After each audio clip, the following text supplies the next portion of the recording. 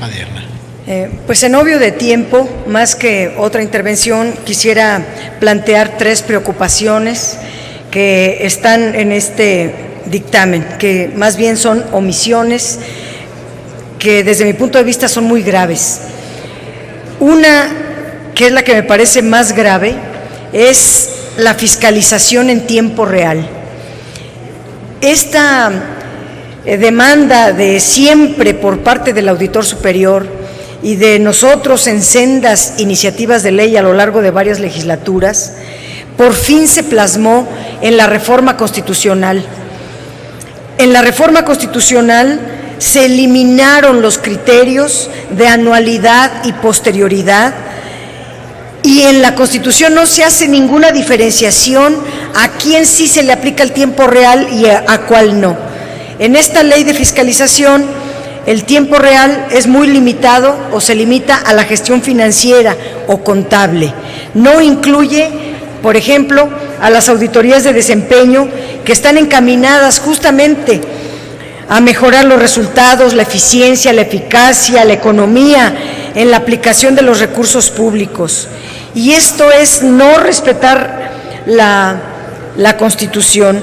Auditar en tiempo real es tal vez el mayor logro de la reforma constitucional, y esta ley está limitando ese triunfo constitucional, está acotando, está cercenando la Constitución y está reglamentando a quién se le aplica el criterio constitucional y a quién no, cuando esta Constitución no lo hace.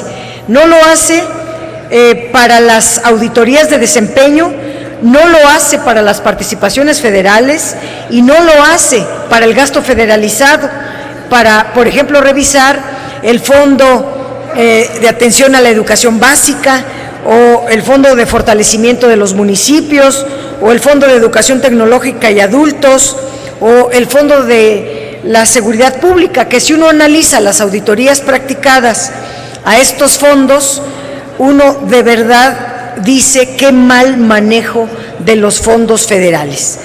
Por eso, hacerlo en tiempo real hubiera implicado evitar un tomo que sale del gasto federalizado de observaciones y observaciones de manejos irregulares, desviaciones, falta de economía, falta de eficiencia en el uso de los recursos, tanto de participaciones federales como del gasto federalizado, y todas las auditorías de desempeño que se aplican en su mayor parte a el gobierno federal.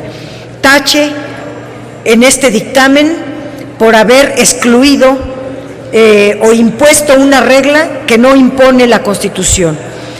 Por otro lado, está dentro de los entes sujetos de fiscalización, no se incluyó de manera expresa a las filiales de las empresas productivas del Estado, en particular a Pemex Internacional.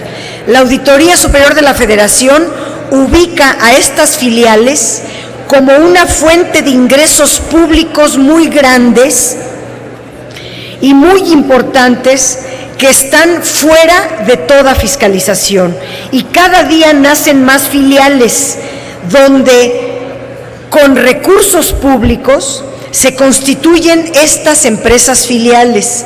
Con recursos públicos se paga a sus directivos, todavía a este momento, todo ese equipamiento, los servicios personales, los servicios generales y todas las inversiones. No es un gasto de una sola vez de constitución y ya, no, es todo el funcionamiento y operación de estas filiales, por citar unas de PMI.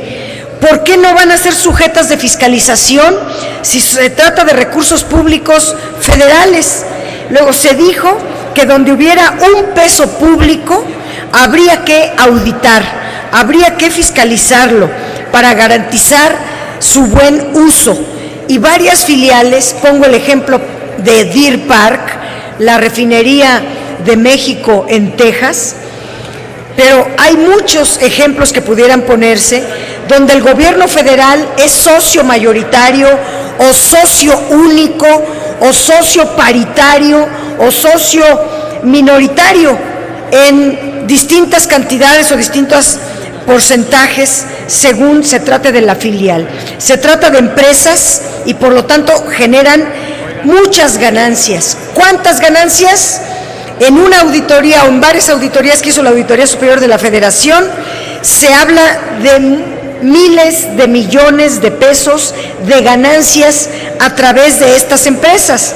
Si México es socio, por ejemplo, en Deer Park, del 50% de las acciones, le toca el 50% de las ganancias. ¿Dónde están registradas, auditadas estas ganancias? En ninguna parte. No se auditan. Es una gravísima omisión deliberada de mantener una tesorería paralela a la Tesorería Federal de la Federación, y son cantidades muy grandes que son de apropiación escondida, que manejan los altos funcionarios del gobierno federal, y que yo pude constatar porque durante los debates de la reforma energética fui a hacer varias consultas con funcionarios y reconocieron esta tesorería paralela, este flujo de ingresos multimillonarios que al margen del Congreso, que al margen de la fiscalización, todos los días llegan al gobierno federal, de los cuales no se rinde cuenta alguna.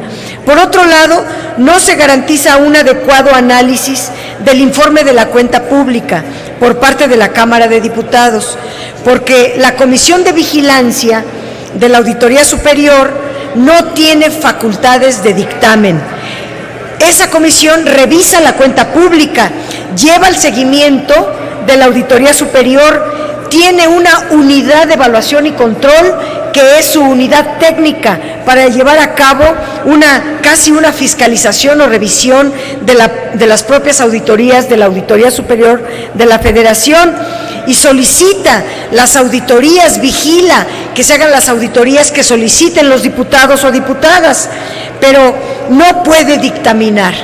Y como no tiene facultades de dictamen y aquí no se le dio, entonces quien dictamina la cuenta pública es la Comisión de Presupuesto de la Cámara de Diputados, que por sus propias tareas no revisa a profundidad la cuenta pública.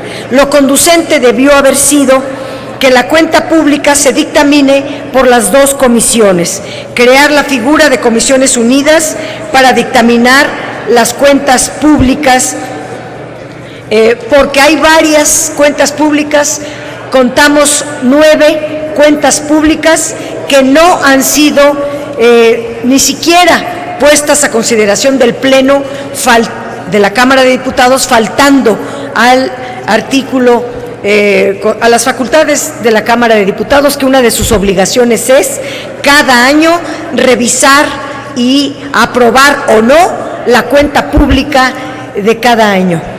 Estas 3 grandes observaciones yo quiero hacerlas para que están presentados como reservas en lo particular y que se someterán a su consideración.